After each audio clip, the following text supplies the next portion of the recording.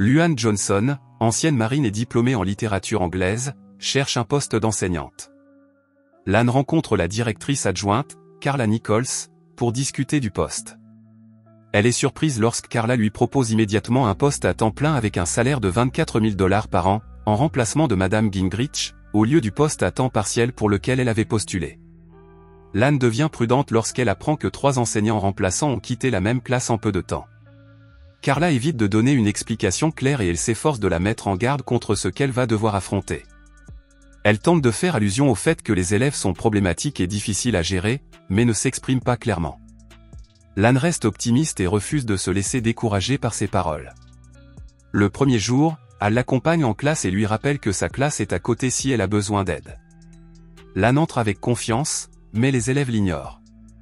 Ils sont bruyants, distraits et ne montrent aucun intérêt pour l'apprentissage. Essayant de reprendre le contrôle, Lan demande à un élève ce qui est arrivé aux enseignants remplaçants précédents. L'élève crie qu'ils les ont tués, attirant l'attention de la classe. Alio Ramirez, le chef de classe, intervient et se moque de Luan.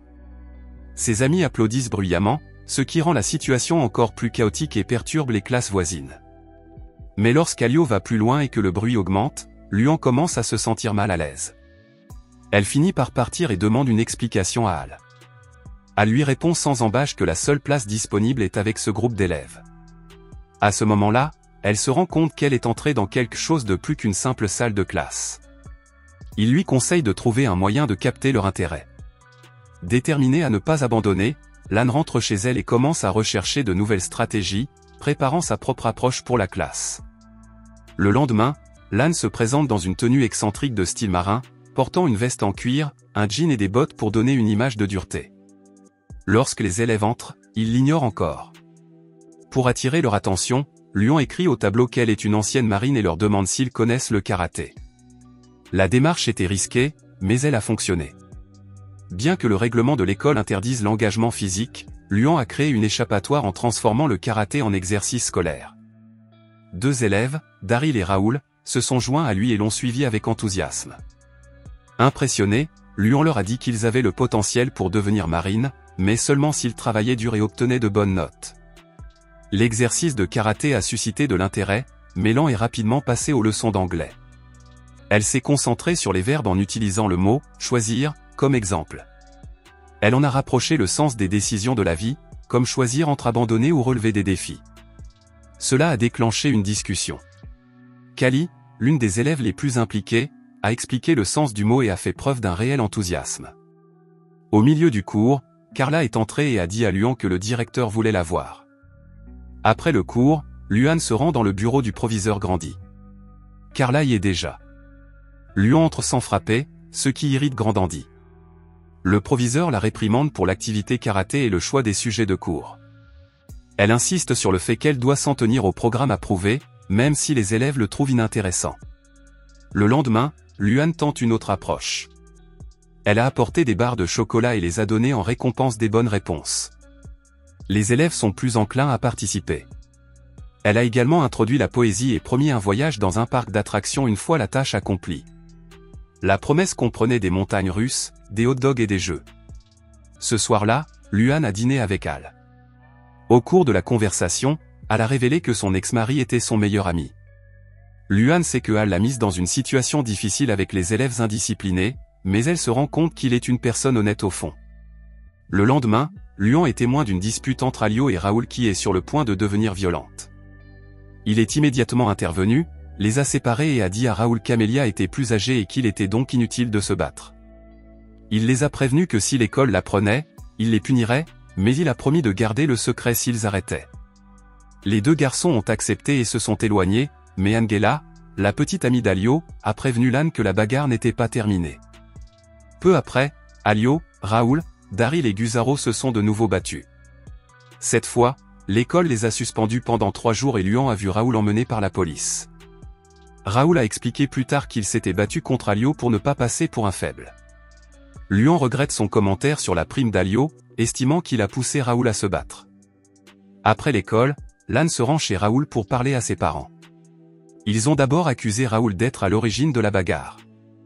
Luan l'a défendu en disant qu'il s'était protégé et qu'il était l'un de ses élèves préférés. Elle l'a décrit comme un garçon intelligent, gentil et doué d'un bon sens de la parole. Ces paroles ont rendu ses parents fiers et ont profondément ému Raoul, qui semblait n'avoir jamais été félicité de la sorte. Plus tard, Luan se rend chez Alio pour parler à ses parents, mais les détails de leur conversation ne sont pas montrés. Le lendemain, les élèves se retournent contre elle, la rendant responsable de la punition de Raoul et Guzaro. Ils l'accusent de se mêler de ceux qui ne la regardent pas. Lan s'est senti frustré et a donné un choix à la classe. À sa grande surprise, Alio l'a défendu en disant qu'il respectait son effort pour rendre visite aux familles. Encouragés par lui, les autres élèves sont restés. Luan a ensuite entamé une discussion sur les choix de vie et Alio s'est finalement joint à eux. Sa participation a encouragé le reste de la classe et l'atmosphère a commencé à s'améliorer. Au fil du temps, Alio a commencé à respecter Lan, d'autant plus qu'il a fait preuve d'un réel intérêt en se rendant chez les élèves et en les soutenant. Il a également tenu sa promesse d'emmener la classe dans un parc d'attractions. Les élèves apprécient cette sortie. Mais le directeur Grandandi lui reproche d'avoir organisé une activité en dehors des normes de l'école. Luan explique calmement que les élèves l'ont invitée et qu'elle a tout payé elle-même. Grandandi reste indifférent, mais ne peut rien faire pour l'en empêcher. Sur cette lancée, Luan a lancé le défi Dylan Thomas, demandant aux élèves d'interpréter les poèmes de Bob Dylan et de Dylan Thomas sur la mort. Le prix consistait en un dîner chic avec elle dans un restaurant de luxe de la ville.